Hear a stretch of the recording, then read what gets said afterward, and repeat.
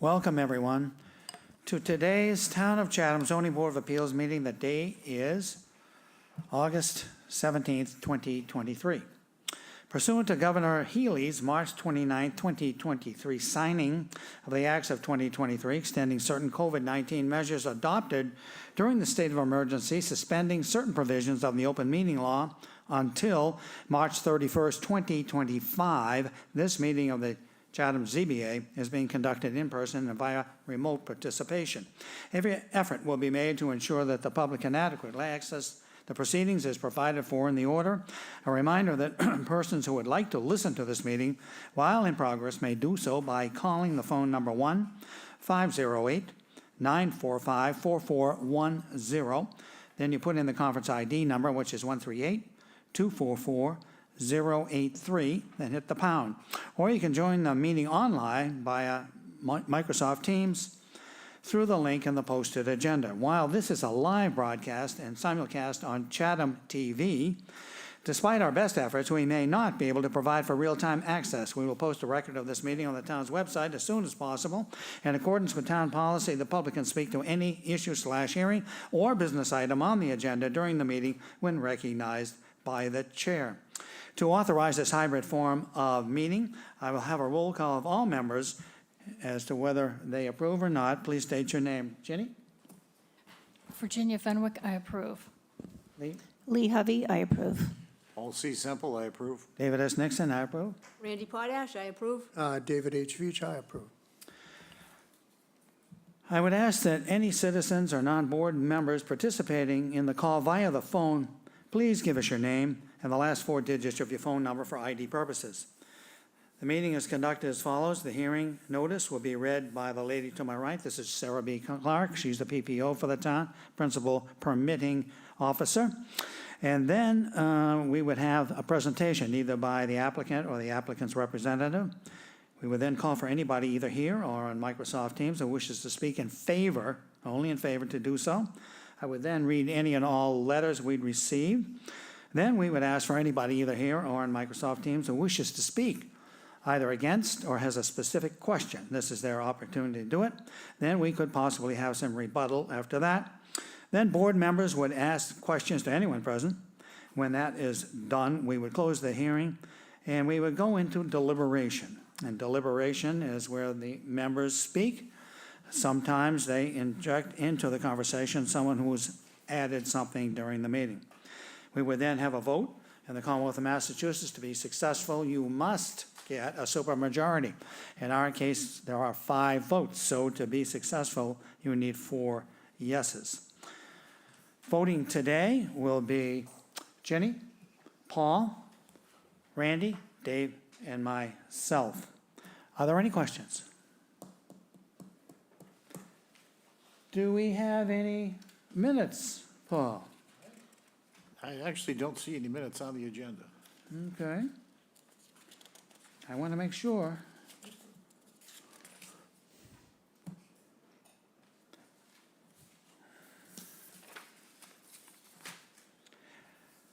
(23-065), please, Sarah.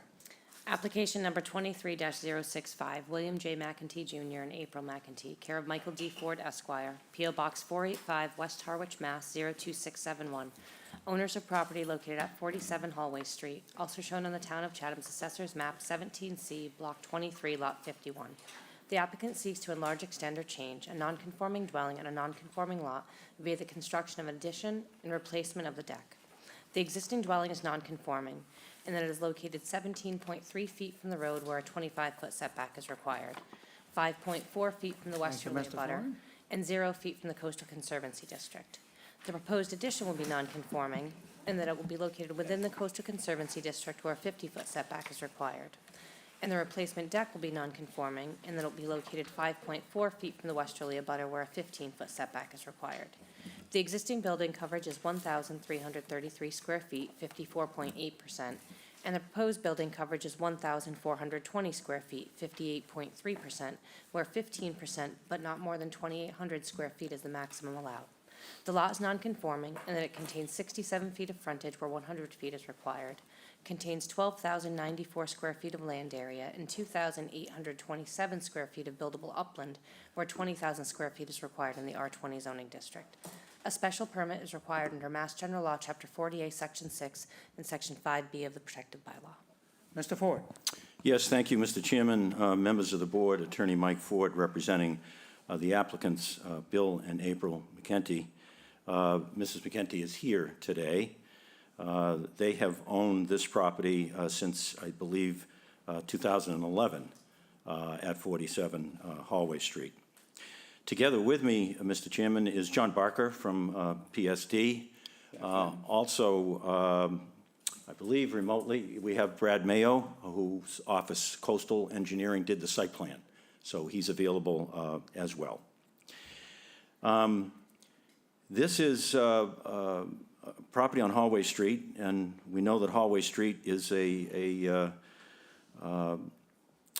area where there are a number of regulatory jurisdictions that overlap. It's in the Old Village, some National Register District, historic. It's also even on this side of the street, which is the north side of the street, in the floodplain, and therefore Conservation Commission is involved.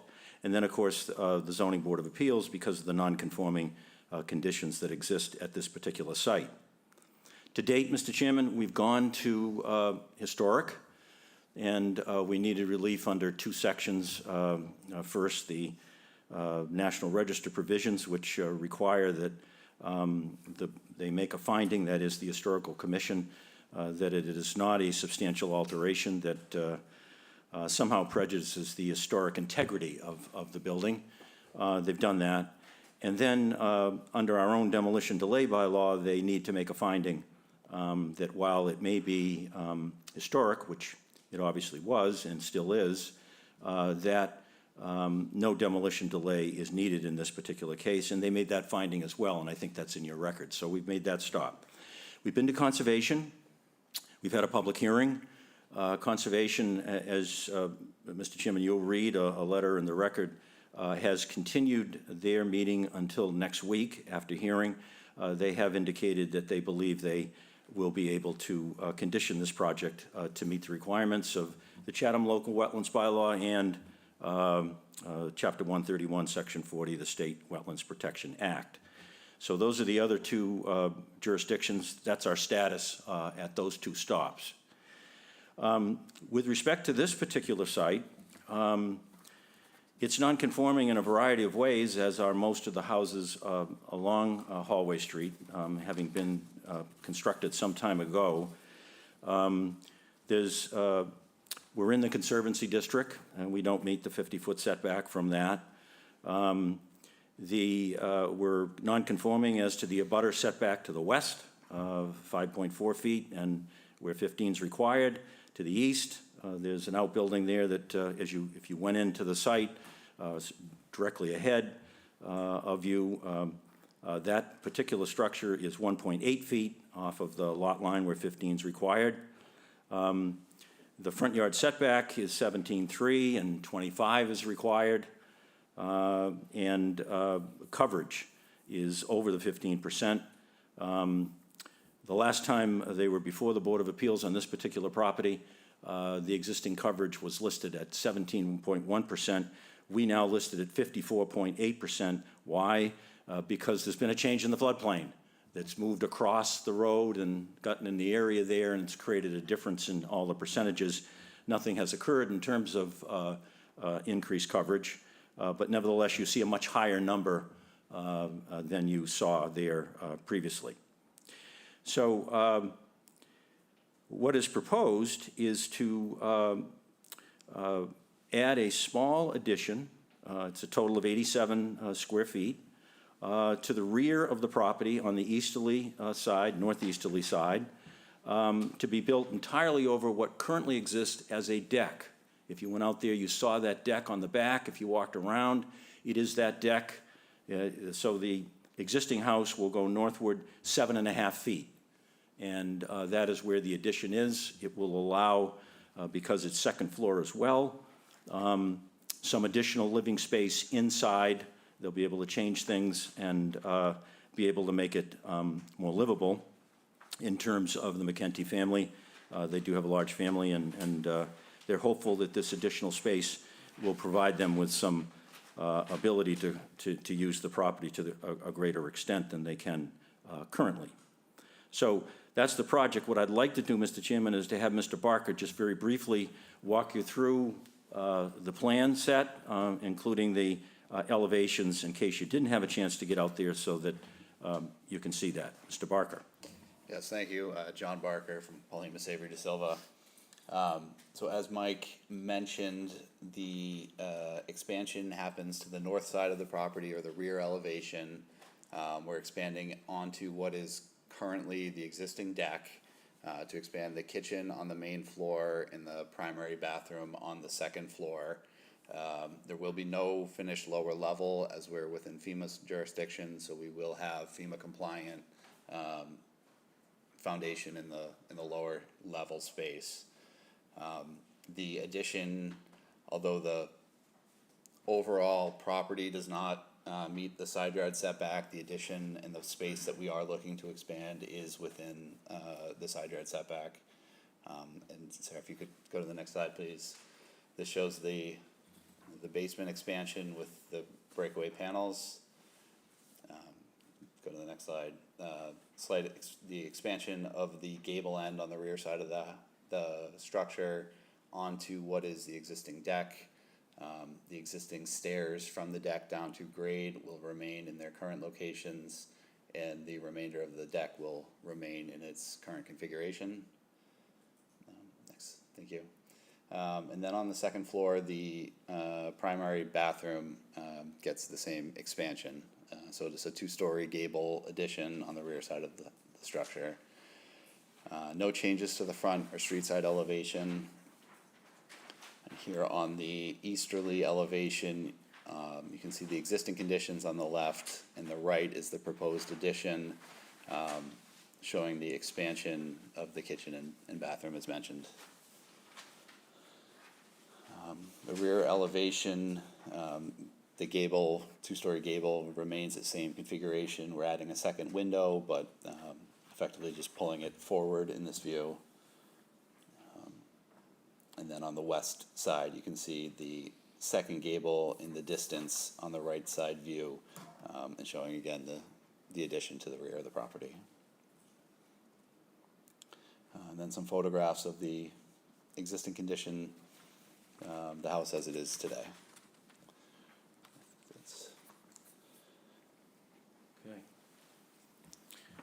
Mr. Chairman, Mr. Barker is obviously available for questions. I'd like to just run through the criteria, if I might. So adequacy of size of the site, including but not limited to maximum lot or building coverage and setbacks. Again, this is, as we've indicated, you saw at the site and you've heard from Mr. Barker, 87 square feet on the back. While the building coverage is already over the allowable limit, this is an area that is improved with a raised deck currently. It's not a new area of the site that will be changed with development. I did go back and look. It's not in these findings, Mr. Chairman, but I know in the past you've always asked me a question. Well, you're seeking an expansion of nonconformity. Has there been a prior special permit where you've already gotten an increase in nonconformity? I went back and looked because there was a prior special permit. It did not have an increase in nonconformity. It was simply on an upstairs level. So this, as far as I can tell, is the first proposed increase in any non-conforming building coverage on this particular lot, the 87 square feet. So we'd suggest that we think the site, even though much of it was changed to be classified as a floodplain area, is adequate for the site for this small addition. Compatibility of the size of the proposed structure with neighboring properties. We think it fits right in with the other properties that are on Hallway Street. There's a large hotel structure just before it, but again, that's an historic structure. A lot of the other houses are historic as well. We don't think the 87 square feet is going to change the fact that this house fits in and is compatible. Extent of proposed increase in non-conforming nature, it is that 87 square feet of building coverage. That is the only change in any non-conformity that exists on the site. All other non-conformities stay the same. Suitability of the site, including but not limited to impact on neighboring properties or the natural environment. In terms of neighboring properties, we think where this two-story addition, 7.5 feet wide, is located, it will not have an effect on the views and vistas of others. We have gone to the Conservation Commission. You'll read a letter, Mr. Chairman, to that effect, and we believe that they will improve it. As indicated on number 5, we think visual character. You saw the front of the facade of this historic home. It will stay the same. The streetscape will stay the same. And your Historic Commission has made that finding under their jurisdiction. But we think you can make the finding that you're required to make with respect to the visual character from the streetscape. Compatibility of the proposed use with neighboring uses. Proposed use is residential. It will continue to be residential. Adequacy of sewage disposal. It has a septic system, which is a fast system. You'll read a letter from the Board of Health indicating that they don't have a problem with the proposal from a health standpoint and a sewage disposal standpoint. I'd suggest there won't be any increase in traffic flow or safety. There are no additional bedrooms that are proposed. I know this is a busy street. It will not have an adverse impact on the neighborhood, we'd suggest, in terms of noise or litter. It doesn't really, that's not an addition that seems to me anyway will increase the number of folks who are occupying this particular place. Under 10, it has adequate utilities. It's not a formula business. Under 12, I may have been incorrect in stating that it's not in the floodplain. I just heard Mr. Barker say that there will be breakaway walls underneath. Is that correct? Yes. So the area that this is in is already in the floodplain. Is that correct? Correct. So there will be no lateral expansion in the floodplain, but not for the reason that I stated in my findings that we're not in the floodplain. We are. It's because that area is already occupied and will continue to be in compliance with the floodplain regulations by having the breakaway wall. So those would be our proposal with respect to the criteria, Mr. Chairman. We think, based on that, that you can make the finding, the ultimate finding you're required to make, that this addition will not be substantially more detrimental to the neighborhood than what exists. Thank you. Is there anyone here today or on Microsoft Teams that wishes to speak in favor of this application? If so, please indicate you'd like to join the conversation. I see no one to speak in favor. I'll read the correspondence. First is from Judith Giorgio, the health agent for the town of Chatham. She writes on 8/15, I have reviewed the plan to renovate. The plan as proposed does not add septic flow to the existing property, nor does it encroach on the existing septic system. I have no concerns. And then we have a note. This is from Christina Bassett, and she's writing for the Historical Commission. And she writes, the commission found on, I'll give you the date, August 14th, the commission found this home to be historically significant, but the proposed changes did not materially diminish its significance, so they did not impose a demolition delay. They also reaffirmed that the structure was a contributing structure in a National Register district, but the changes did not constitute as a substantial alteration, so there was not a referral to the Cape Cod Commission. Then we have a note. This is from the Conservation Commission, and they write on August 3rd. This is from Crystal Keon, the administrative assistant. The Conservation Commission is holding a public hearing on June 28th. If the ZBA approves the project, it will be conditioned to meet the performance standards under the Wetlands Protection and the Town of Local Wetland Bylaw, Chapter 272, and regulations promulgated thereunder. Then we have email. This is from Jennifer and Carlo Cioffi, C-I-O-F-F-I. They write on August 17th, we live at 55 Hallway and our house is adjacent.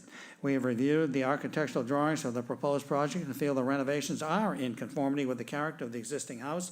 We are in favor of the proposed renovations. And then we have an email. This is from David McManus. He writes on August 17th. On behalf of myself and my wife, Shelley, I write in support. I apologize for not writing more in advance, but hope you will consider our short notice. Shelley and I live across the street. Shelley and I know Bill and April to be conscientious homeowners, respectful of both the historic heritage of the area and the street, as well as mindful of the need to protect the local environment that is of particular importance to our area. Bill and April have taken the time to make the Hallway Street neighbors, including us, aware of their plans, and we know that they have put in the time and effort and borne the related cost to work with their builder and architect to ensure that the proposed addition is both aesthetically pleasing and consistent with the local architecture. Having homeowners and neighbors like Bill and April that have the willingness, the appropriate mindset, and the financial means to maintain and invest in the homes in our area is critical, important to preserve the neighborhood for long term. We're fully supportive of this application. We urge the ZBA to approve. That's the extent of the correspondence. Is there anyone here on Microsoft Teams that wishes to speak against or has a specific question? If so, please indicate now you'd like to join the meeting. There is no one to speak in opposition or with a question. Okay, we'll have questions from the board. We'll start with Ginny. Thank you. Mr. Ford, this was a very thorough update, and I also appreciated this information that you had summarized in our packet. So it was so thorough that I actually had no questions, except for the building coverage, which you answered in your opening. So my only question, though, was the related to that, I think, is the floodplain coverage. Mr. Barker, you mentioned that it changed. I was just curious. When did that change? Mr. Melo may know that from Coastal.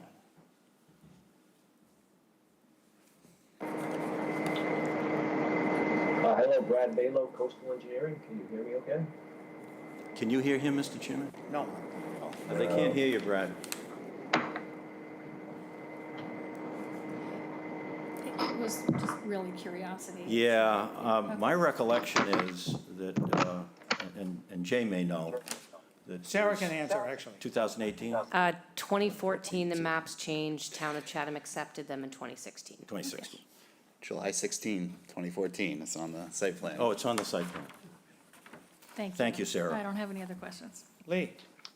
I have no questions. Paul? I have no questions.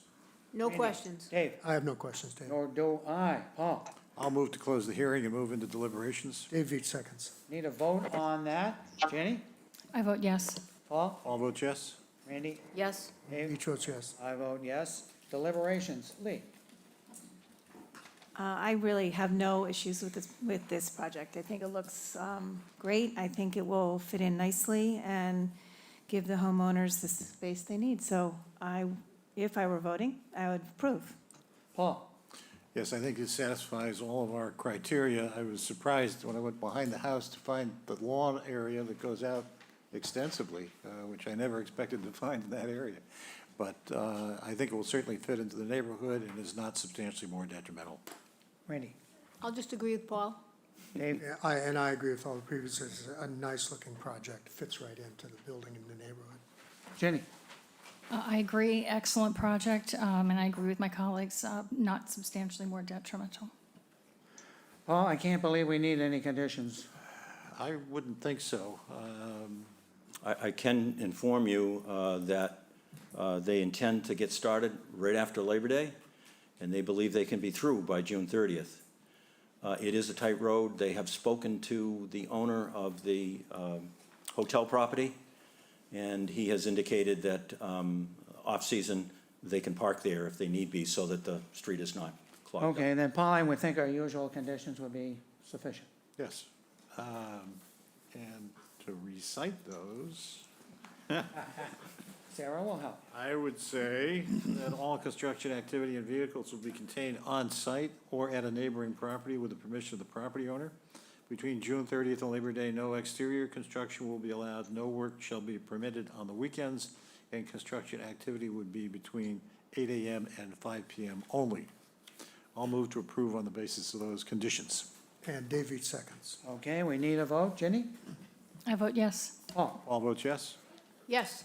In vitro, yes. And I vote yes, that's a unanimous decision. Thank you, gentlemen. Thank you. Thank you.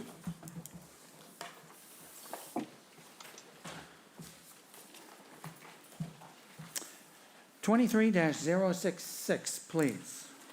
Application number 23-066, Timothy and Nicole Tomaszewski, care of Theodore Streiber, 15 Linden Tree Lane, Chatham, Mass. 02633. Owners of property located at 48 Overlook Drive, also shown on the Town of Chatham's Assessor's Map 7D, Block 67, Lot M36.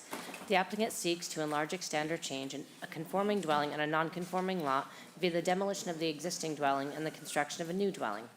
The existing dwelling and proposed dwelling comply with all bulk and dimensional requirements of the bylaw, but is considered a substantial alteration, and under the second accept clause of Section 6 of Mass General Law, Chapter 40A, such substantial alteration requires the grant of a special permit.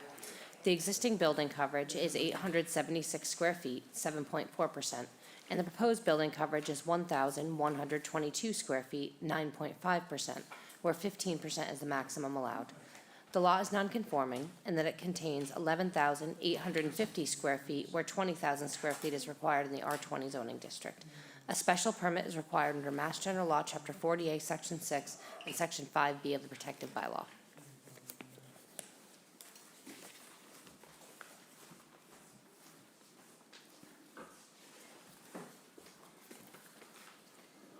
Welcome, Sam. My name is Sam Streiber. I'm the architect for the Thomas Zawiski's house at 48 Overlook Drive. In order to put a second floor on the house, the inclusion of a stairway caused the width, this is the front to back dimension, to be increased in order to get space at the bottom and tops of the stairs. But this enlargement gave us some improvements in the interior layout. Specifically, the dining room was allowed with a bay window, and the kitchen had more space for proper cabinets. There's a powder room, and there's a master suite on the first floor. And then the second floor allows us to have a second bedroom and a loft space, an open loft. All this was accomplished with no new nonconformities, so that all the constructions was done within the as-of-right space. And I can go into that further if you like.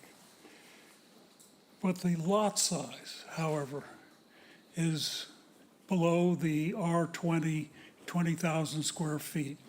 And so I am here asking for a special permit for the lots, for the non-conforming lot size. I'm gonna read the criteria and entertain any questions at that point. I can also go through the drawings. It's rather, maybe I'll just go through the drawings before I read the criteria. Whoa, go back.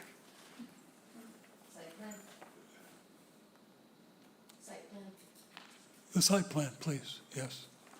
So here is Overlook Drive.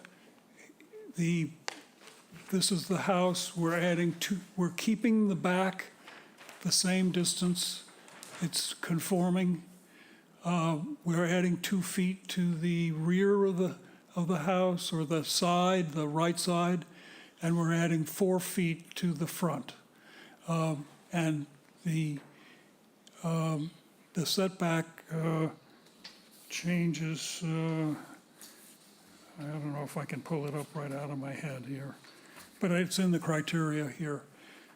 So that's basically the only, well, the deck will be rebuilt, and we're setting all these setbacks with an additional cushion space of 1 3/4 inches, so that any accidental encroachment that might happen during construction would take place within the criteria. So they've already landscaped the front of their property because they are into landscaping. That they have a little shed here, which is all tools for landscaping, and this little shed has fishing gear in it. They're both. So I'm going to read the criteria. You go to the elevations. Go to the existing elevation from the street. That's this one. No, that's the proposed. Okay, there you are. It's fairly plain with little short windows, the little box.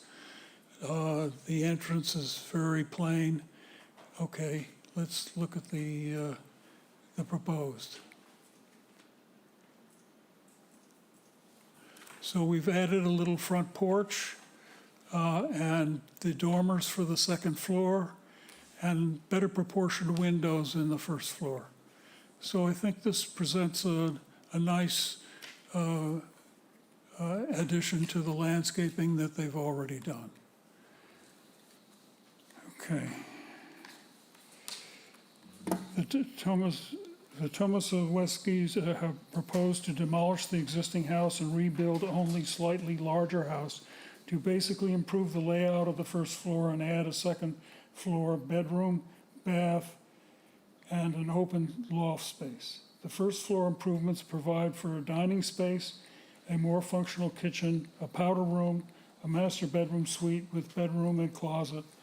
These improvements add 4 feet to the front and 2 feet to the right side and a bay window on the left, increasing the footprint size from 676 square feet to 922 square feet, a 36.4% increase.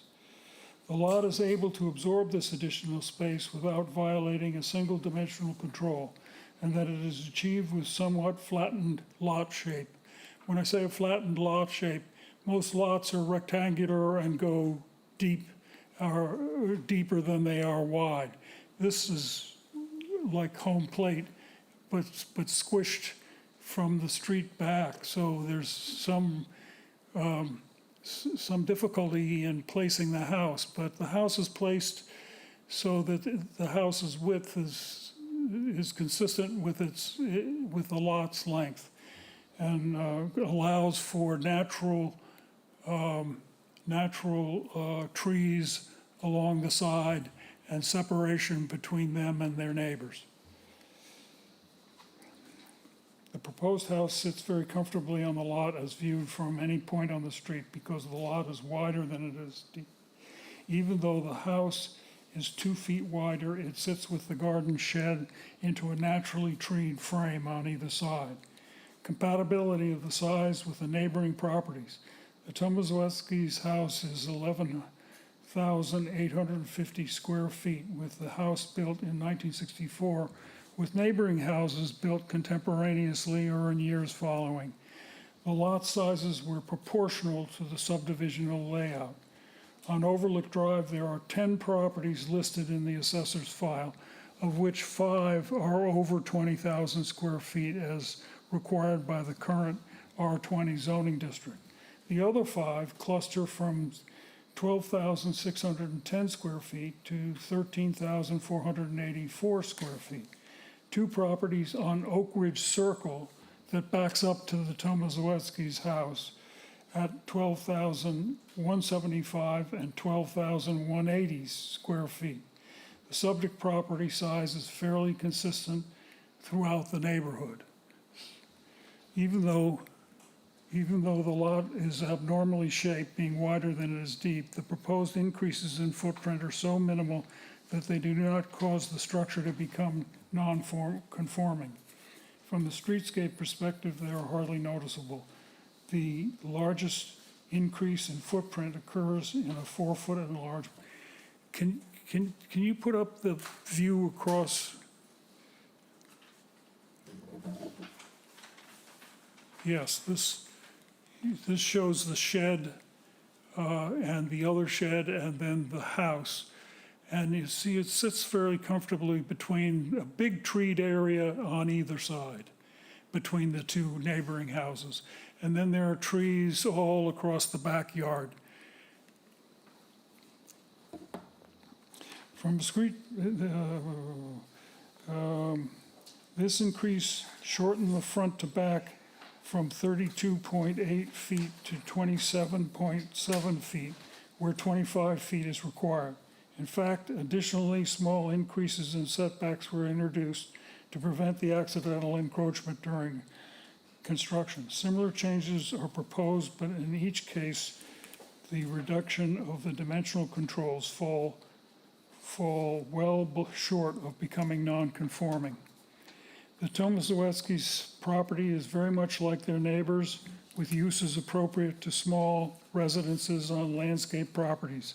The additional size of the house fits into the property's existing landscape, is consistent with the neighborhood. Impact on visual character, views, and vista. The Tomaszewski's new roof line is only changing from its conforming height of 19.4 feet to 24.2 feet, well below the zoning maximum of 30 feet. The house to the rear have their main windows toward Oak Ridge Circle, and no views will be obstructed by the additional 4.8 feet of height of the ridge across the wooded backyards.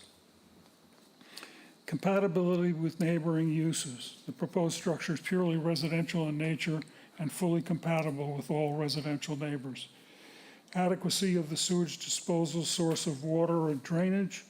The existing house is on its own septic system, and the bedroom count of 2 bedrooms is maintained, one on the first floor, one on the second floor. The health department has deemed that the use of the existing septic system is acceptable. Impact of traffic flow and safety. The proposed project has no effect on traffic flow and safety. There's ample room for parking of the 2 cars. Noise and litter. Construction is confined to a small area on the site and should be completed over a short amount of time during the winter, summer. I should have changed that. Obviously, the house is being demolished, but it will be contained within its 4-foot overdig.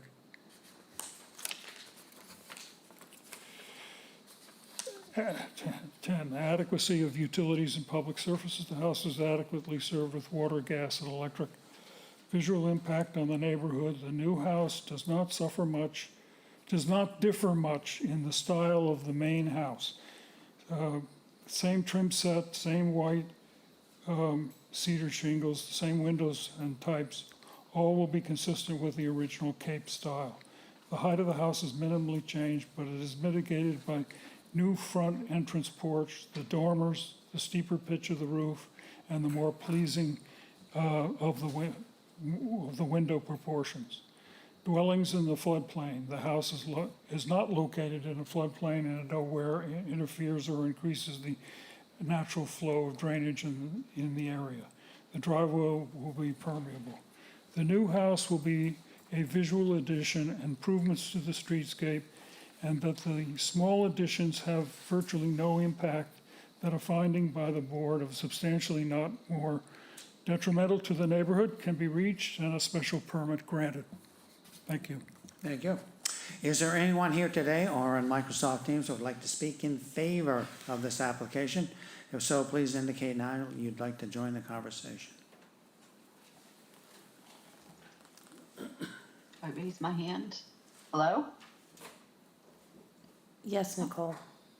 Hi, I'm Nicole Tomaszewski, the owner. I just wanted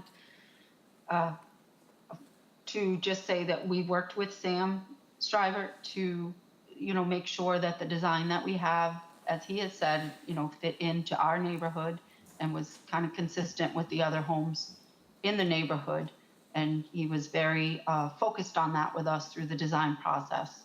So we're hopeful that you folks had a chance to get out and look at the site and see that as well. That's all. Thank you. Thank you, Sam.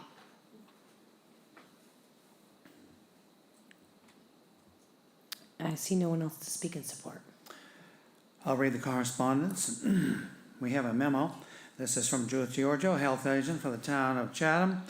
She writes on 8/8, I have demo and build a new dwelling at this location. The plan as proposed does not add septic flow to the existing two-bedroom property. The use of the existing septic system is acceptable, no concerns. That's the extent of the correspondence.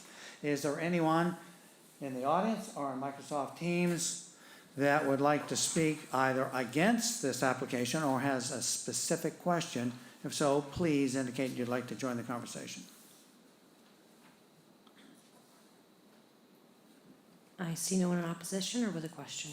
Okay, we'll have questions from the board. Paul? No questions. Randy? Sam, is the front door gonna still be east, or is it gonna be more towards the It faces street? east.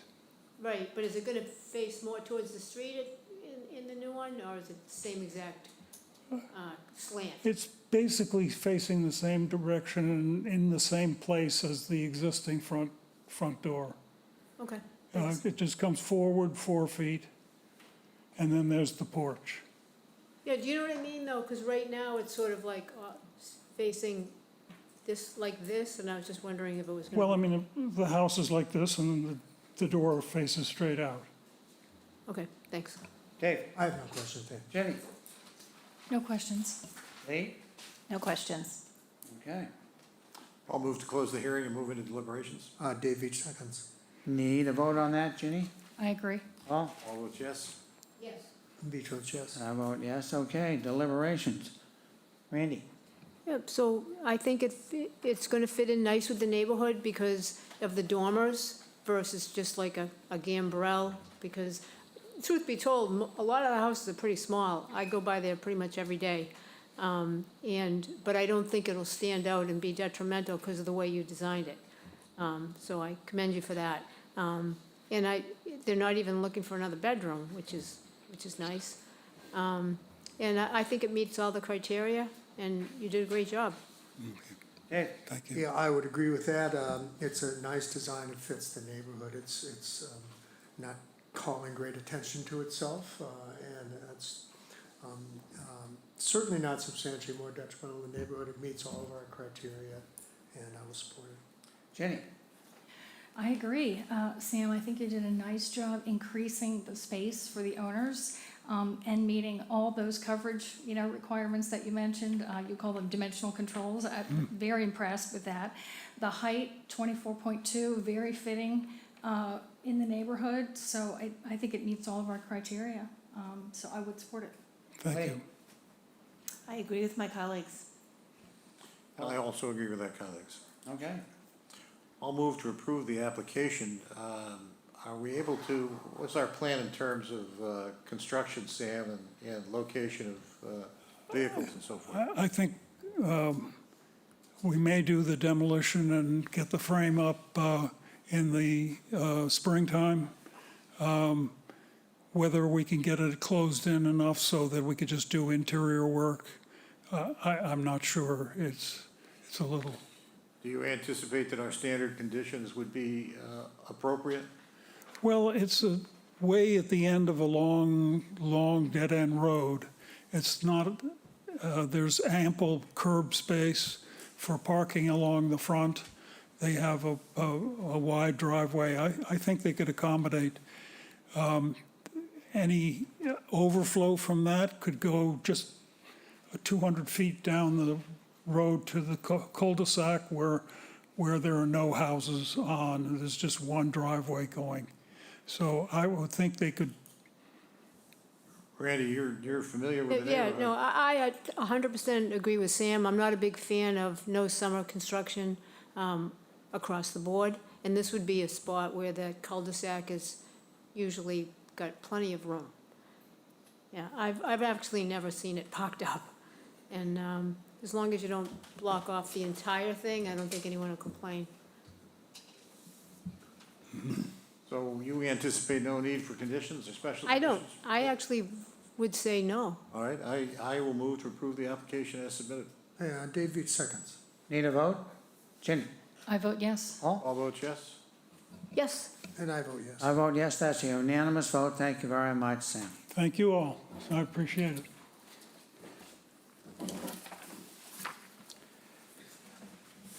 23-067, please, Sarah.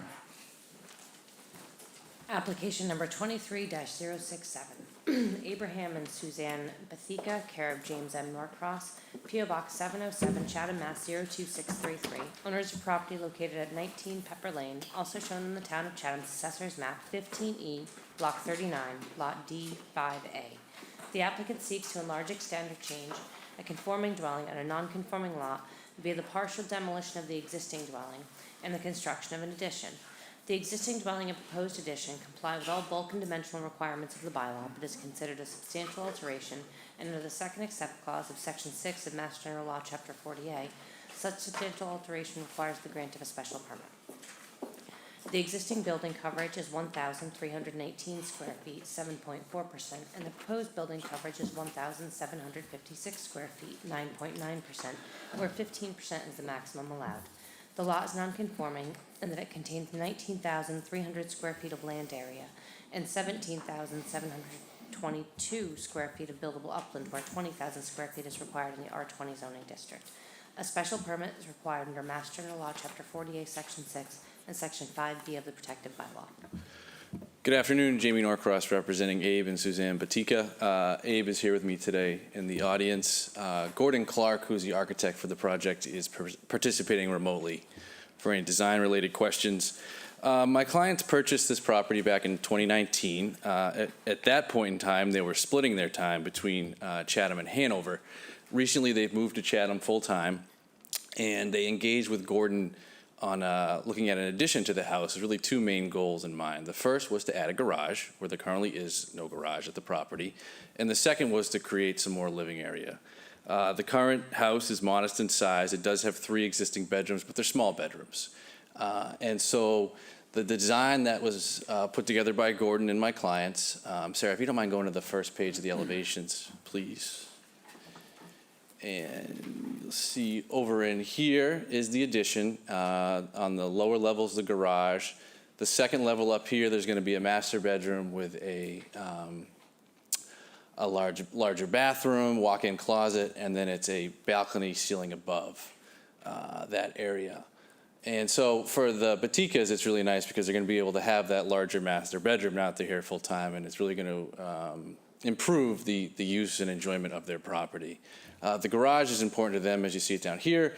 As it exists, you have the parking area, then you have to walk up these steep set of stairs to the front door, so it's not ideal when you're carrying in things, groceries and whatnot from the car. So the garage will be a nice feature for them and their use. Not that we get a ton of snow in the winter, but now they're going to be here in the winter, we do get some snow. So again, having some shelter for the cars will be a nice feature for them at the property. The other changes, they are adding these dormers on the front side that you see here would be part of the project. And it'd actually be a whole new roof. So the pitch is going to be changing from a 10 pitch to a 12 pitch. And so the height over on this section is going up by a little bit less than 2 feet, primarily as a result of the new pitch. And if you have any questions on that, Gordon can answer. But that'd be the change over there, and it'd be a new roof, but there's really no other changes on the other aspects of the existing house other than the dormers on the front. Going into the nonconformities in terms of the building, that's an easy one because there aren't any. The existing has no nonconformities, and the proposed will have no nonconformities. The only reason we're here is lot size. It's a R20 zone, which requires 20,000 square feet, and we have 19,000 and change of square feet on this lot. So we have to come to zoning as required under the Enabling Act. And therefore, that is the reason for the special permit request today. The criteria, adequacy of the size of the site, including but not limited to maximum lot or building coverage or setbacks. I believe the proposed structure is adequate. It'll meet all dimensional setbacks, and it's going to be at 9%, is well below the 15% building coverage required in the zoning district. All in all, it's about a 3% increase, 300 square foot increase in the building coverage. We're going from 7 and change to 9.9, but again, we're well below the 15% allowable in this zoning district. Number 2, compatibility of the size of the proposed structure with neighboring properties. There's an increase in the size of the footprint, my math was incorrect there, by about 437 square feet, but the structure with the addition is not overly large and is compatible with neighboring properties. There's a calculation on the plans for the gross floor area. It states 4,600 square feet. That includes the deck, which really doesn't count toward gross floor area. So it's closer to 4,000 square feet, which includes both the garage and the unfinished portion of the basement. If you took away the basement area and the garage, the calculation is closer to 3,000 square feet. Extent of the proposed increase in nonconforming nature of the structure or use, as I mentioned, that's an easy answer. There is no nonconforming increase because there's no nonconformities existing, and there'll be no nonconformities as proposed. Suitability of the site, we believe the site is suitable for the proposed project. Conservation Commission has actually already issued an order of conditions that were recorded, so they have approved the project, and the addition will not cause any issues with stormwater runoff.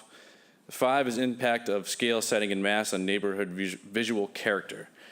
We don't believe there'll be a negative impact on neighborhood visual character. The addition will increase the mass of the structure, but I think this is mitigated by a couple factors. First, as viewed from Pepper Lane, the setback, the structure, the addition itself will be set back 48 feet from the street, and therefore it's not going to loom over Pepper Lane. The design of the structure with the windows, doors, and dormers also act to break up the massing. As seen from the south side of the property, the closest lot line, the proposed addition will still be outside the 15-foot setback, and the proposed dormers and the fact that it's not directly in line with the existing structure but set back further to the east minimizes the effect of the massing. Additionally, there is a great deal of vegetation on the south side of the property along that property line. As viewed from the rear, there's really no neighbors to the rear. If you've been out to the site, you saw it's all, I guess that's technically Dugan's Pond, although there's no water back there, but there's plenty of vegetation back there. Compatibility of the proposed use with neighboring uses, single-family residence in a residential neighborhood, and therefore is compatible. Methods of sewage disposal, source of water, and drainage. Property has an adequate Title V septic system. It's an existing 3-bedroom property, and the proposed structure will maintain a total of 3 bedrooms. I did see in Judy Giorgio's letter that we do need to submit to her the existing floor plans, which we will do right away. Number 8, impact on traffic flow and safety. No impact on traffic flow and safety, at least no negative impact. Number 9, noise and litter. Not really applicable in this instance. Number 10, adequacy of other public services. Property is serviced by town water and has a connection for electrical services. And 11 and 12 are not applicable in this instance. So with that, I'd suggest that we meet the criteria for a special permit, and certainly the addition is not substantially more detrimental to the neighborhood. Thank you. Is there anyone here today on Microsoft Teams that wishes to speak in favor? If so, please indicate you'd like to join the conversation. I see no one to speak in favor.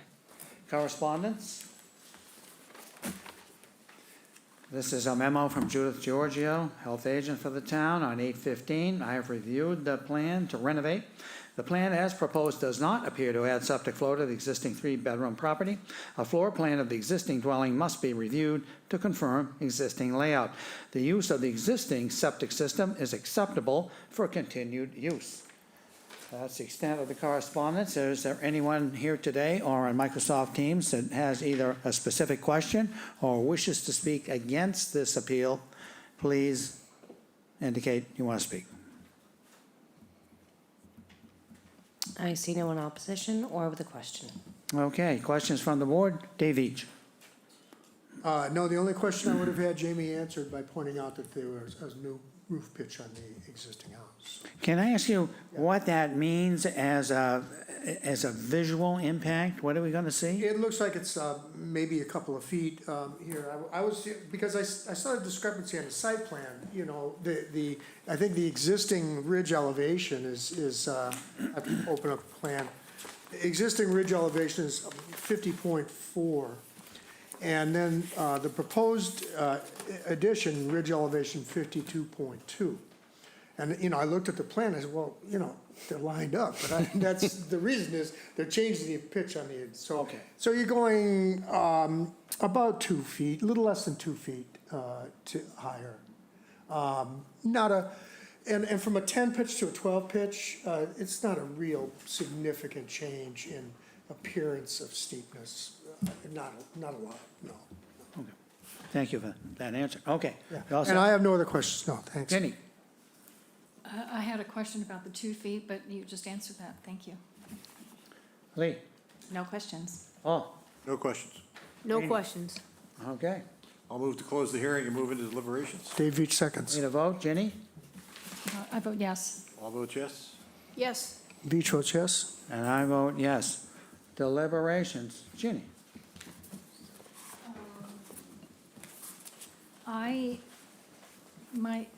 Meets all the setbacks, meets the building coverage. The height at 27.3 is good. I did look at the conservation tape because it does have that Dugan Pond and that, there's a marsh back there. And they had, just couple little plants that, not little plants, but a couple mitigation that they wanted to do. So I think it's a great improvement for the owners, and I think it fits into the neighborhood size, scale, and mass, so I would support it. Lee? I agree with Ginny. I think it looks like a nice project. I think it will be a great improvement. Paul?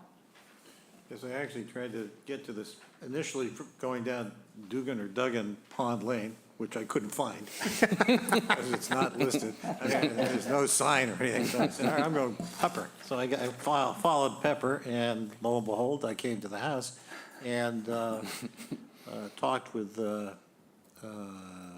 Mrs. Batika, who told me that her husband was inside, could answer any questions I had, but I didn't have any questions because it really is pretty straightforward. It seems to me it fits into the neighborhood, and I do not think it would be substantially more detrimental. I would say that there's a very discerning neighbor across the street, that if there was anything wrong, he would be here in person. So based on that and remarks from everybody else, I definitely support it. Yeah, I agree with all previous. I think it's going to fit the neighborhood just fine and provide for the needs of the owners, and it meets all of our criteria. I happened to speak to that neighbor that you referenced, and the house was originally built for that neighbor and his wife. And if they'd had the money, they would have added the garage on, and they said, it's a long time coming. So they were 100% in favor of it. I think on the basis of that, I'll move to approve the application as submitted. And I guess the question is, what's our timing plans for this, Jamie? They are in the preliminary stages. They don't have a contractor lined up yet. So there's no official start date at this So point. do you think our standard conditions should be applicable? I explained to them that the summertime prohibition was a good likelihood in this instance, just because it is so tight back there. So they're aware of that, and they're okay with the no outside construction in July and August. Okay. Yeah, and Paul, I think that they'll find that the specific neighbor we were talking about, and there's some others that can provide them with the space they'll need for contractors' cars and tractors. Putting them on Pepper Lane would be disastrous. Yes, that would be true. You'd never find it. I'll move to approve on the condition that all construction activity and vehicles shall be contained on site or at a neighboring property with the permission of the property owner, that between June 30th and Labor Day, no exterior construction will be allowed, no work shall be permitted on the weekends, and construction activity would be between 8 a.m. and 5 p.m. only. Move to approve on that basis. Dave Veach seconds. I vote yes. All votes yes. Yes. Veach votes yes. I vote yes, that's a unanimous vote. Thank you very much. Thank you very Jamie. much.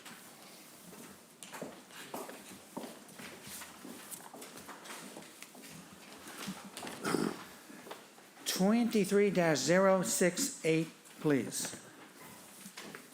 Application number 23-068.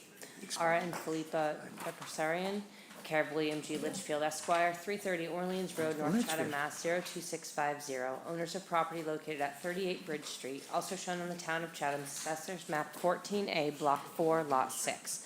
The applicant seeks to enlarge, extend, or change a non-conforming dwelling on a non-conforming lot via the construction of a dormer, roof deck, stairs, and elevated platform for exterior mechanical system appliance. The existing dwelling is non-conforming, and it is located 6.7 feet from the road, 0.2 feet from the westerly abutter, and is entirely within the Coastal Conservancy District floodplain elevation 11, where a 50-foot setback is required. The proposed stairs will be non-conforming, located 1.4 feet from the westerly abutter, and the proposed mechanical platform will be non-conforming, located 0.4 feet from the westerly abutter where a 25-foot setback is required. The building coverage will remain 2,383 square feet, or 2,800 square feet is the maximum allowed. The lot is non-conforming in that it contains 0 square feet of buildable upland where 20,000 square feet is required, and contains 7,707 square feet of land area where 40,000 square feet is required in the R40 zoning district. A special permit is required under Mass General Law, Chapter 48, Section 6 and 9, and Sections 5B and 8D2B of the Protective Bylaw.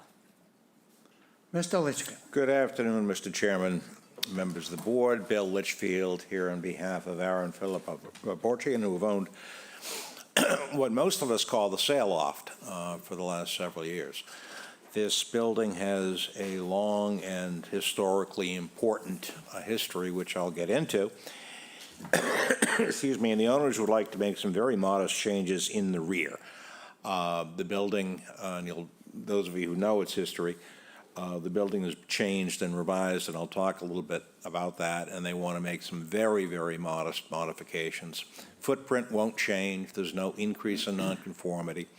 They want, thank you, Sarah, they want to put a second floor deck on the, above the room at the rear of the building, have an exterior spiral staircase, as shown, thank you, Sarah, shown there to elevate it. They want to relocate existing exterior mechanical appliance systems up to a deck elevated out of the flood zone.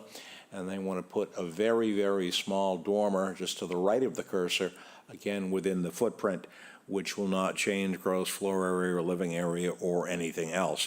If you've been down there, you're aware, obviously. Mr. Norcross's hearing, he said that his property had no nonconformities. We have no conformities, okay?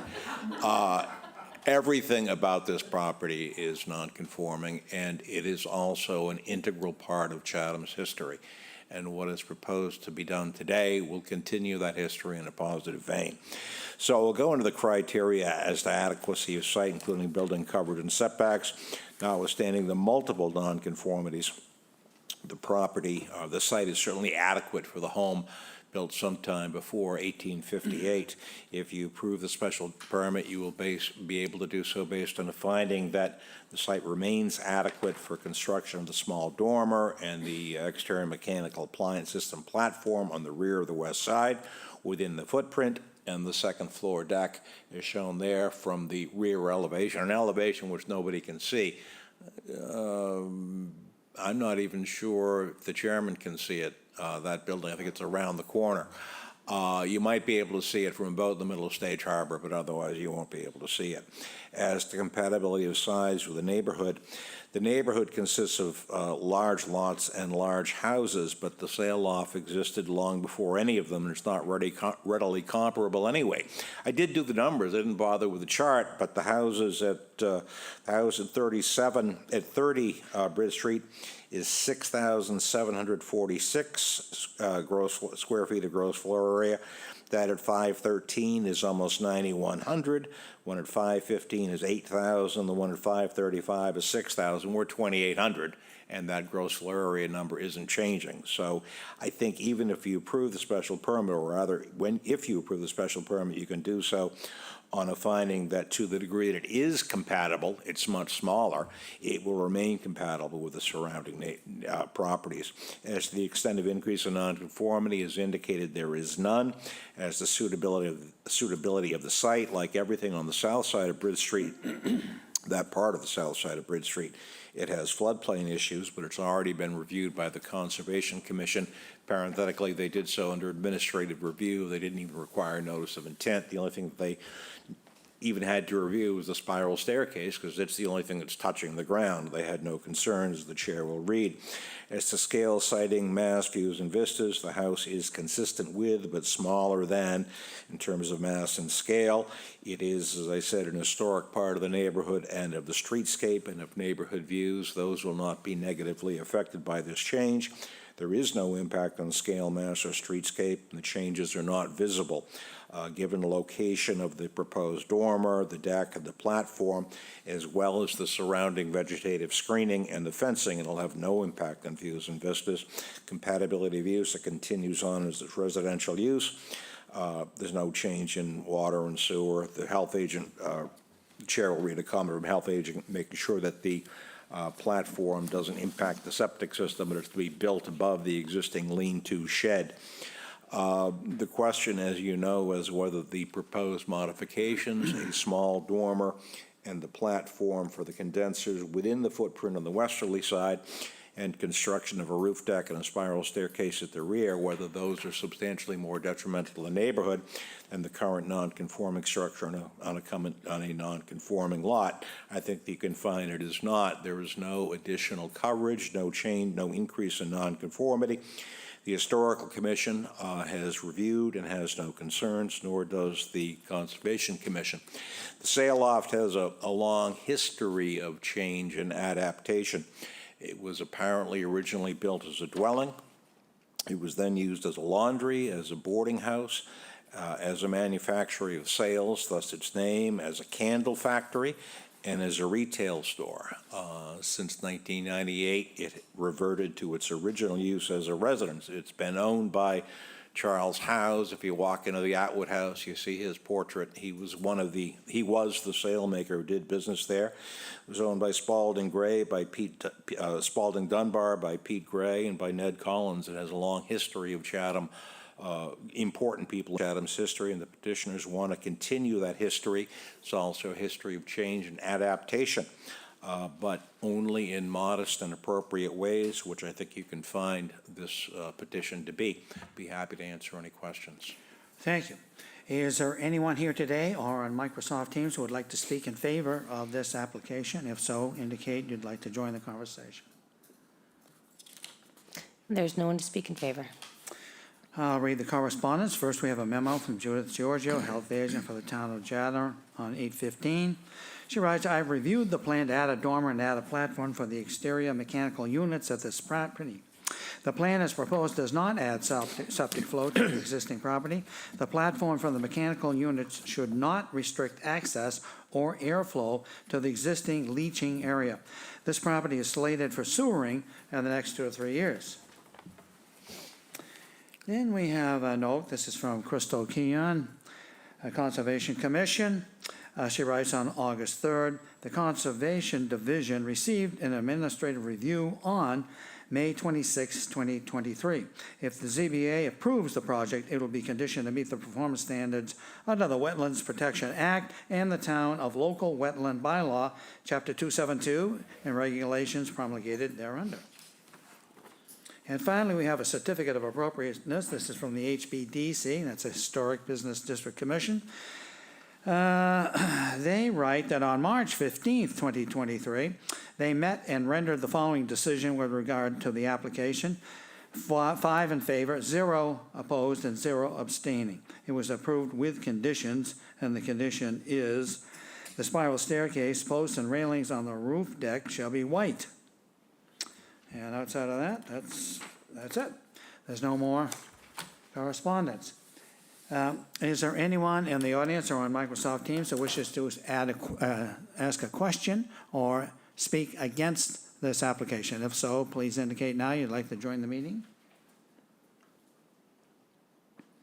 There is no one in opposition or with a question. Okay, questions from the board? Lee. Thank you. The spiral staircase on the outside of the building, it looks like there's a wall in front of it, or a... There is not. I was troubled by the plans, but there is not. I think that view is a better way rather than the elevations. That, okay. Yeah, the top where Sarah has the cursor, that's my understanding, Lee. Okay, so there's no wall that, No. shields anyone's view Not of from which the I'm side. aware, and if I'm wrong, we'll come back and tell you, or ask you, but I'm not aware of one. And the window structure on the water side of the building, that is a window and not a door, correct? The center one. I cannot say with certainty, Do you- frankly, I didn't ask the question. Mr. Briggs Mr. perhaps Briggs? knows. Originally, the builder came to me to see if the people could access that deck by going through a window. That is a window. It's a window. It would make sense. They didn't want to do the spiral stairway. They wanted to go in and out through the window, but it has to be a door by building code. Okay. And because of the floor elevation relative to the deck, they would need a platform and stairs to get out that window. I mean, it would have to be a door. It didn't work. It So didn't this work. is their alternative, the spiral stairway. Did they consider putting the spiral staircase inside the little three-season room? I'm not aware that it was considered. I think it would take up a fair amount of room within the room, which is a small room, which is why they went outside. Okay, thank you. Paul? Bill, the elevated platform for exterior mechanical system appliance, is there any concern that you're going to end up with a noisier or a situation than exists now within a ground level? No, well, that's an interesting question, given my strong feelings about the bylaw, but when they're elevated, they apparently don't need to meet the setback, arguably. In any event, they already exist, they're down on the ground, they're gonna be put up on top of the shed. Given that the shed that leans, the lean-to portion of the structure, given the distance from the house at 30 Bridge Street, and the fact that there is a lot of vegetation as well as a fence, I don't see any change in the noise level. And again, they already exist, they're just down on the ground. Right. Okay, thank you. Randy? I don't have any questions. Dave Each? No, I don't have any questions, Dave. Jenny? No questions? Well, that spiral staircase bothers me. You know, it's gonna be 1.4 feet from the property line, and to me, I heard what Jay said about what could be a door, now it's a window. It just seems totally unnecessary to me. For something, you know, what kind of use is that deck gonna get? You got a beautiful deck right underneath it with all kinds of amenities near the kitchen. I think it even had a, you know, cooking facility and all that sort of thing. Is it too much? Is it too much? Part of the response to that is that given the vegetation that has grown up over the years, that from the ground, you can't see Stage Harbor. And that is why they want to have the elevated deck. Years ago, that property was pretty much wide open. You could see down to Monomoy from there. But because of the way things have grown up, the only view is from the second floor. That's why they want the deck in the first place, for the view.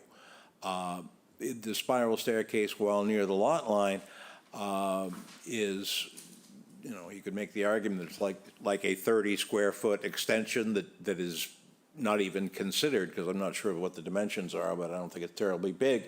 And while it is 1.5 feet from the lot line, or 1.4, the structure itself up at the northwest corner is something like 0.2 foot from the lot line. So we're no closer than the existing structure. It by itself isn't going to be noisy or be a problem. And again, we're a very long distance away from the house at 30 Bridge Street. You know, last week we had a situation with a home on Homestead, and I don't know if you listened to it or not, but they were pushing for a second story on the house to go up to within 2.5 inches, I think it was, of 30 feet, as I recall. The reason being, the hedge next to them, which the owners don't want to cut down, has grown. And so they felt, apparently, adding another floor would give them temporarily a view of the little mill. And I was here for that hearing, and of course, as you know, not only do they want to go up, they also wanted to go out, and we're doing neither. More importantly, that portion of Homestead Lane is not under the jurisdiction of the Conservation Commission. all of this is under the jurisdiction of the Conservation Commission, which does not look favorably on cutting of vegetation within the no disturb zone. This isn't even the adjacent upland resource area. This is the NDZ, also known as the no-touch zone. So unfortunately, that isn't a simple option, short of conservation jail. But, you know, as I said to Sarah, the last time I checked, hedges grow. And she said, yeah, they tend to do that. So going back to that one, you might spend a lot of money to do something, and then in a couple of years, guess what? You lost why you did it. Well, I think given the fact that we're on the shore, there are limitations to how tall things will grow. We're not going to have, 40-foot oak trees growing there. But we can't, and I don't think that, actually, I think the vegetation which is blocking, I don't think it's on our property anyway. I think it may well be municipal. I mean, I know there are those in this town who have been known to ignore those sorts of distinctions, but we wouldn't do that. No, and I wouldn't suggest you would, but, okay, I just, the whole thing just didn't make sense to me. Well, so much for questions. Paul? I'll move to close the hearing and move into deliberations. Dave Veach seconds. We need a vote on that, Ginny? I vote yes. All votes yes? Yes. Veach votes yes. And I vote yes. Deliberations? Paul?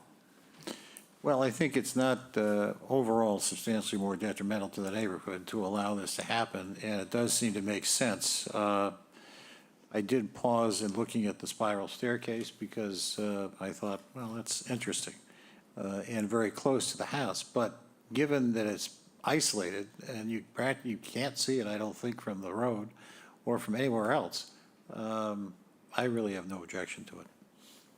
Randy? No, I fully agree with Paul. I can see the chair's point of view, but they've probably noted how high those vegetations are for a while, and they probably don't see that they've increased, I'm guessing. Because there is a limitation, because they have their DNA, those bushes, and they only go so far. Yeah. That's my understanding, and we don't want these folks to jump out the window now, so. Well, they can't, because they can't raise the window. Oh, yeah. Well, Think. I've not spent a lot of time, but I've been in this house as a shopper a few times, and then after seeing what Ned Collins did with that building, it's a really amazing building, and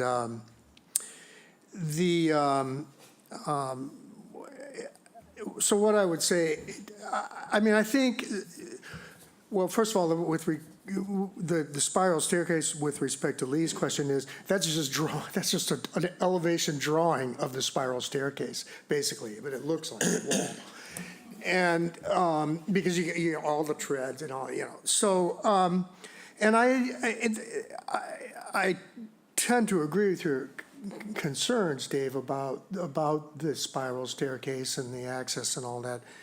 And at the same time, more importantly, I think I agree with Paul. It's where it is. It's not going to be seen. Really, I don't think it's less than desirable. For the owners, it's a less than desirable way to get there and back. But it will probably restrict the use of the space up there, but this is what they'd like to have, and they will use it occasionally, but I don't think it's going to get a lot of use, and they're going to have to maintain it and all that in that location, and eventually maybe they might change their minds, but I don't see it as substantially more detrimental. I couldn't see also they take up a lot of space, so it doesn't the idea of trying to move it inside. That is not practical in any way, shape, or form. So having it out there where they have it is pretty much the only thing that really makes sense.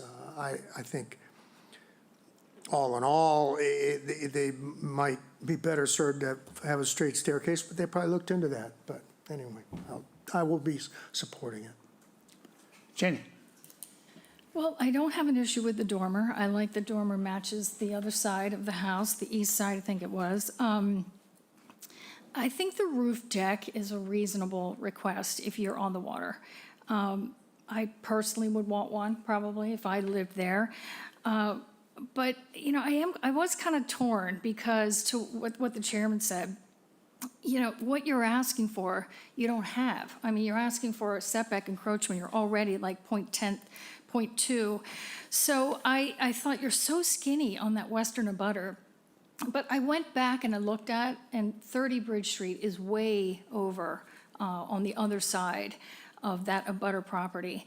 And also there is that very established line of vegetation.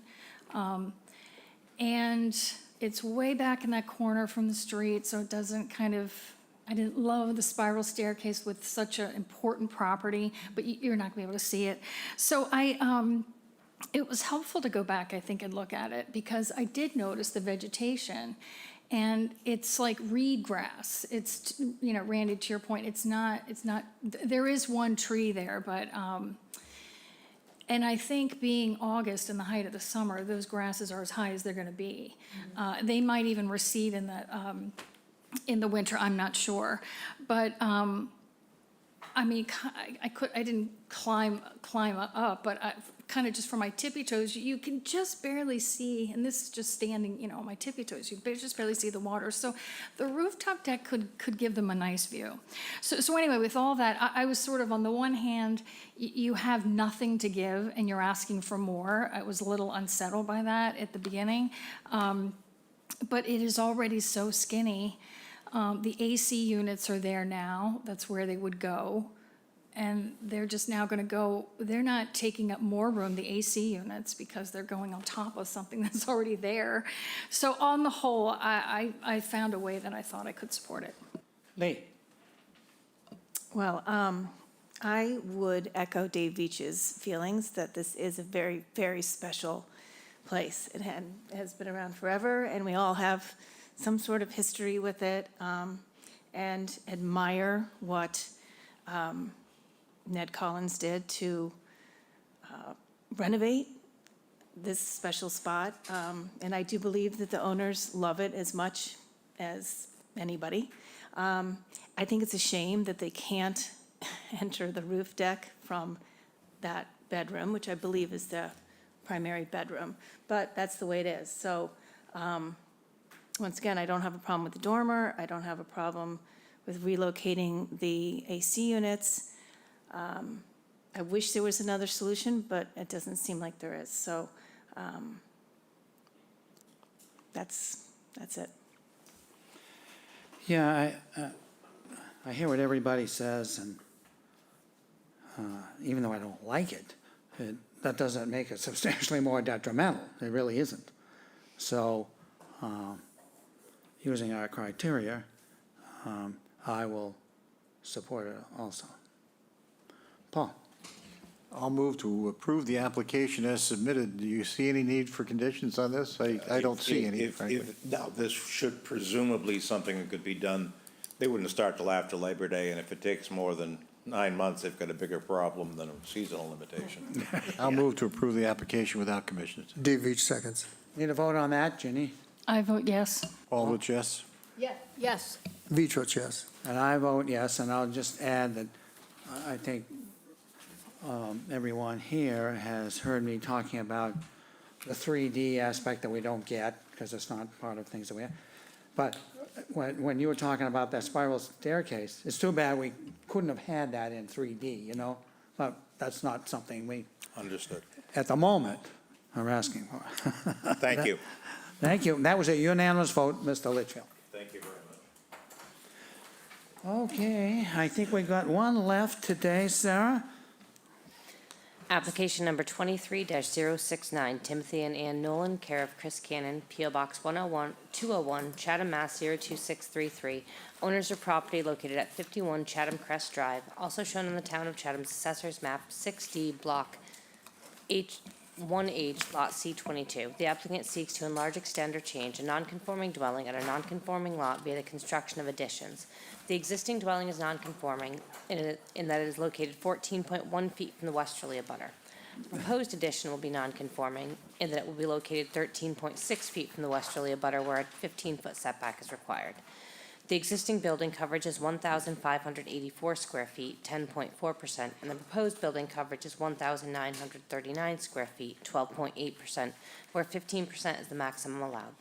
The lot is non-conforming in that it contains 15,155 square feet, where 20,000 square feet is required in the R20 zoning district. A special permit is required under Mass General Law, Chapter 40A, Section 6, and Section 5B of the protected bylaw. Chris? Good afternoon, Chris Cannon, representing Tim and Ann Nolan. I just want to say, if Ned Collins had been here, you would not need a 3D drawing of that spiral stairway. He drew so beautifully, so he could have done it. No dimensions on his plans, but still. Well, it's okay. Why complicate things, Chris? Yeah. So what we're looking to do today is, with the Nolans, because we digress, is to just add a little bit of space into the master bedroom, and particularly the master bath, and to give a small den so that the two can have their places to relax at the end of the day. Both Tim and Ann work, and they moved here a few years ago, and he works out of the home, so he uses one of the bedrooms. There are two bedrooms downstairs, 2 bedrooms up. It's a 4-bedroom house. He uses one downstairs for an office, and currently he hangs out in the basement at the end of the day. You will see that there is a note from Judy Giorgio stating that the way I've drawn it, that the septic would have to be increased to 5-bedroom, which of course can't happen, not simply at least. And so I spoke with Judy yesterday about that, and the way I had designed this was such that we could have, instead of a door going into a mudroom, we could have a door going from the garage into the den space. You'll notice that there's a sort of TV into the right of that space. There's a spot where I could actually put the door, not have the door into that small mud space, and that would comply with codes. The International Residential Code, R302.5.1, basically states that you cannot have direct access from a garage into a bedroom, so it takes away that issue. Hopefully Jay agrees with me. So really all this is about is trying to get a little bit more space. We're going to reduce the deck that's out back and put a patio on grade. It does encroach ever so slightly more on the setback at the west corner. Other than that, it's really a non-conforming lot, and that's about the extent of it. I'd be happy to read through the list of things if you'd like me to, but I don't think it's necessary in this case, thank you. okay. That's pretty much all I got to say. Okay, great. Is there anyone here today? No, there isn't. How about on Microsoft Teams that wishes to speak in favor of this application? I don't see anyone on Teams that wants to speak in favor. Okay. Correspondence, we have Judith Giorgio, as Chris mentioned. On 8/15, she writes, I have reviewed the plan to renovate the property. The room labeled den meets the BOH definition of a bedroom and would therefore increase the septic flow to 5 bedrooms. A 6-foot cased opening on this room would be required to disqualify it as a bedroom. A site plan showing the location of the septic tank in relation to the addition and extended deck will be required. And then we have, this is a memo. This is from Kathleen Garner. And she's the trustee for the Revocable Trust of Kathleen Garner. Okay. On August 11th, she writes, I'm writing from 63 Chatham Crest Drive, the Wesley abutter, whose owners are seeking special permit to enlarge their home. After viewing the plans online and speaking to the Nolans directly, I have no objection to this proposal, including the further encroachment of the house footprint over the setback line by 1.4 feet. However, if there is any further development on the property, especially further encroachment over the setback line during this or any future project, I would object. Thank you for alerting me to these proposed changes. Let me know if you have any questions. And that's the extent of that. Is there anyone who wishes to speak against or has a specific question? There is no one with opposition or with a question. Okay. Questions? Randy? I have no questions. Dave Each? No, only thing I just noticed that you're still having some outdoor showers on your drawings, Chris. I You know, probably I haven't know, had it's a rinse station. chance to It's a change rinse it yet. station. No, I don't have any questions. Thanks, Dave. For those in the audience, there's no such thing as an outdoor Outdoor shower in the town of Chatham. Ginny? I have no questions. Lee? No questions. No questions. I'll move to close the hearing and move into deliberations. Dave Each seconds. Need a vote? Ginny? I vote yes. All vote yes. Randy? Yes. Beach votes yes. I vote yes. Deliberations? Dave? Well, this modest proposal, I wanted to say, just in general, for this entire meeting, I was very impressed with the modesty of the proposals that came before us and how much they fit their settings, and Chris has done a great job once again.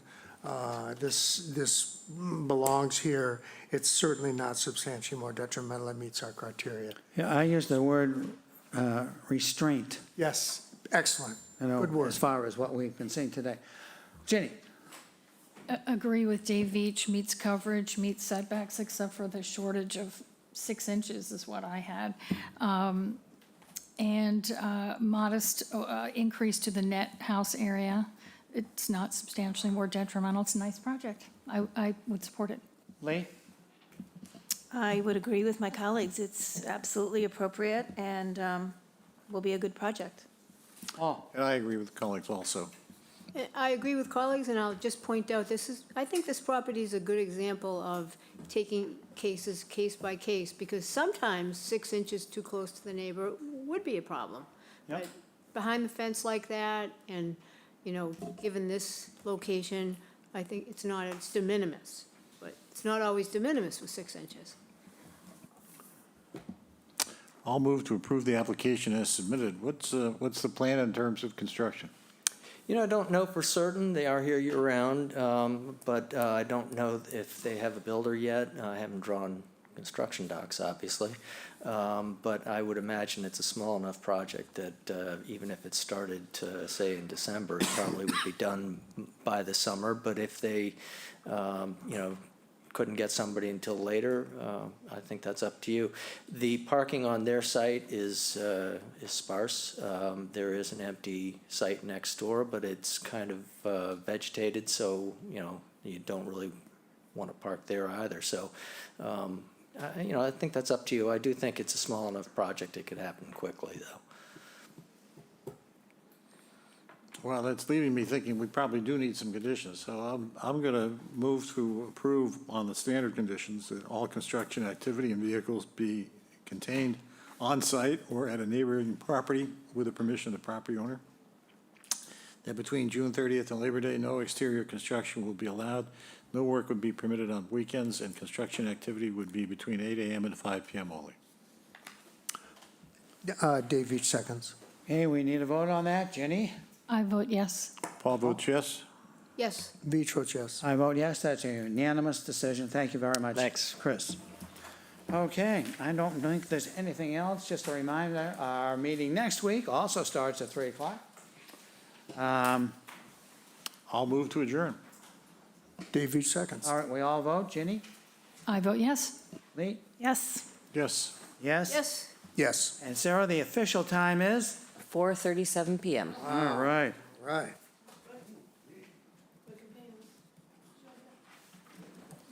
I told Ryan.